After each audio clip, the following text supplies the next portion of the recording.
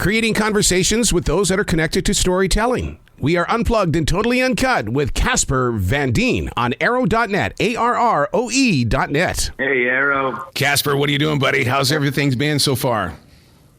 Oh, everything's been great so far. I've been having a lot of fun. You have been that actor that we always say that we watch people grow up. You are that guy. Because we've seen you go through so many different changes and growth periods and things like that. And we mention your name and it's like, yeah, I'll tell you why I know him. But he, I thank you. I love that. I love being around. I love that I'm old enough that I can now be the person that people have grown up with. So it's a lot of fun for me. It's fun because, Salvage Marines is it's like 25 years after Starship Troopers. Yes. So it's really, to come back and play an older character, and be this, be in the same similar genre was really exciting. Do you like putting on the suit like that? Because when you step in front of that camera, that's one thing. But when you put on the uniform and you put on everything that's required for that scene, all of a sudden personalities begin to change.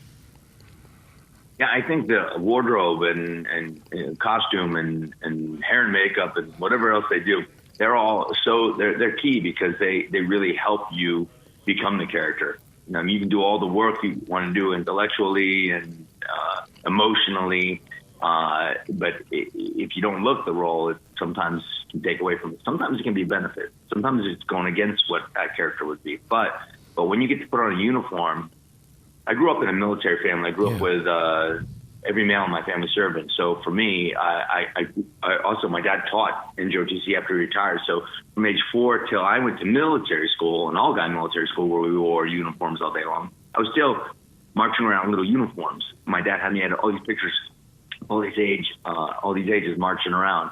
So I have the ultimate respect for it. So yes, it does make it really easy when you put that uniform on, because you just have to think about anybody that's been willing to go out in any military and fight for us to have the ability to do whatever we want. Like I get to be an actor because there's other men and women out there that are going out and risking their life, and I get to pretend like I do that. So it's a lot of fun. Yeah, but what's really interesting is that what you put into your characters and with the uniform and stuff like that with Salvage Marines, the thing is that you also inspire minds to say, I want to do that. And that's how the U.S. Marines get their people and the U.S. Army and stuff like that. It's because of characters like you guys that give us that opportunity of saying, I want to do that.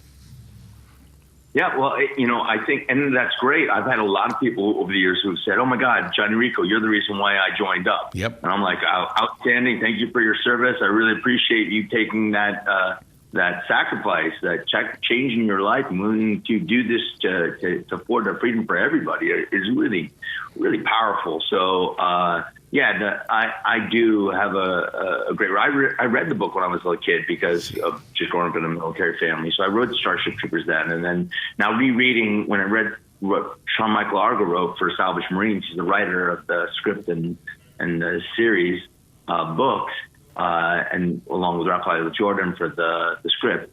They were obviously Starship Troopers fans. Yeah. So, but also they were also a fan to like shooting this and realizing afterwards is that we were very much like the original Star Trek or Doctor Who. It's a throwback to those kind of series. We're not the same show as them, but we had that that similar heart. Everybody behind it really believed in it, and you didn't have anybody in there that wasn't really playing. I mean, we were really there. It was awesome. Well, a full circle thing here is that I've always believed that Sean Michael Argo, through his words on paper, always had moving pictures in mind, because inside our imaginations, we see it through the theater of the mind, and then to see it on Salvage Marines, I mean, it's like, oh my God, full circle here. Yeah, it was really great. I'm grateful that he wrote this and that he was willing to make Sam Hyst a little bit older for the series, because I think it addressed other issues. It's interesting. We're all born into this world. We're all in debt, and the only way to get out of debt is if you join the Salvage Marines. But the Salvage Marines, there's 80% mortality rate, and then the 20% mortality rate of those that once they get the 20%, there's 98% of the 20 that survive are wounded, like missing an arm or leg, and then they have to get a replacement, and then they're in more debt. So you almost like can never get out of debt in this, and it's something you hand on to your children, your great grandchildren. It's just so difficult. I think it's relatable. I think the stories were relatable, and the characters were. It was a lot of fun. I got to watch it, and I was like, wow, this is really good. This is fun.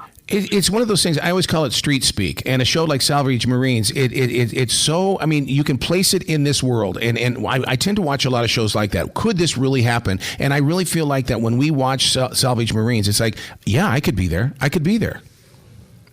Yeah, it's almost like we're there now. I mean, with student debts and loans and all the taxes and everything else that we have to do, you can see that how you get debts and passed on and just overwhelmed, and how it can feel like you can never get out.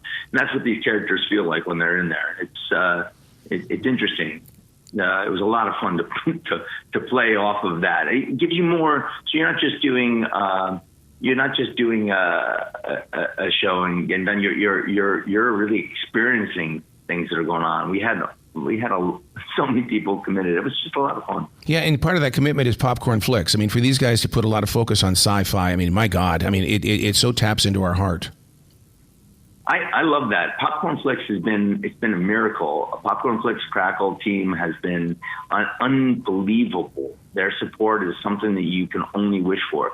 Because when we made this, we didn't have anybody behind us like that, and so we were just a little show that they could. And then we get somebody like them behind it, and they just really believe in it. And I was like, and they got it, and then they're like, hey, and they sent it out to the press, and the press so far has been like, oh, I love this show. I watched the first episode, and I was like, oh, I'm so glad you love it. We loved it too, and they go, we can see, and I'm like, but now we have these people that are really believing in that too, and that's just a miracle, because a lot of times there's a lot of bureaucracy that goes on with networks and other shows, and this one we didn't have so much, and the bureaucracy we do have with them is a joy. I love it. You got to come back to this show anytime in the future, Casper. The door is always going to be open for you. Era, I appreciate that. Thank you so much. I appreciate you having me on. You bet. You be brilliant today, okay, sir? You too. Okay. Outstanding. This is the job. I love it.